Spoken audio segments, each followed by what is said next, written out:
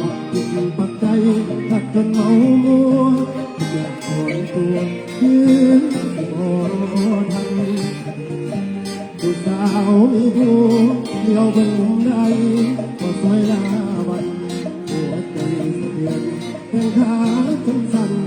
เมื่อเดินกันสงสารตามยานคนเขาด่าว่าเฮามันสุขยานที่ลูกเป็นของผู้เป็นผัวบอกว่าส่วนที่คิดเอาไว้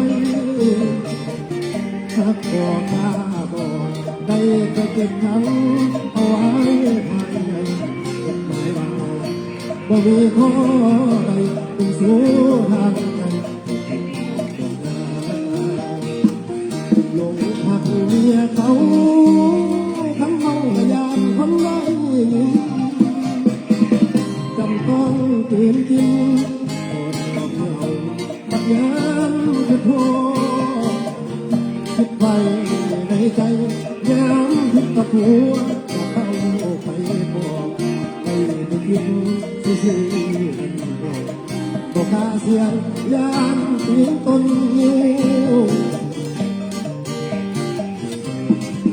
วันใดหัวเจ้าเปลี่ยนใจก็ห่างกันมาให้คิดเห็นคนอยู่นอกสายตาสาเลี้ยงลูกเต้าสวยเจ้าเป็นสาวต้องเป็นแม่อายก็เสียวเรื่องอดีตอายบอกเลยว่ายินดีรับเขาแม้เจ้าเคย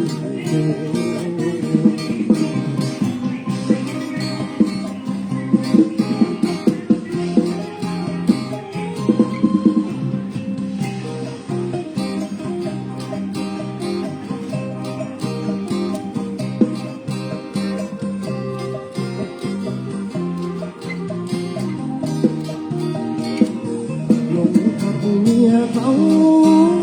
ขันเมาขยานคนไหนจำต้องคืนกินตอนเราเมาปัญญาจะโทษคิดไว้ในใจยามกับผัวอยากเข้าไปบอกให้ได้คิดซื่อๆบอกกล้าเสียงยามทิ้งต้นอยู่ฝันใดหัวเจ้าเปลี่ยนใจก็ห่างกันนาให้ทุกเห็นคนอยู่นอกสายตาให้ภาษาคงเลี้ยงลูกเต้าตัวเจ้าเห็นใจลองเป็นแม่ห้างอายเจ้าเสียวเรื่องอดีตเอ้ยบอกเคยเว้ายินดีรับเอาเล่นเจ้าเคย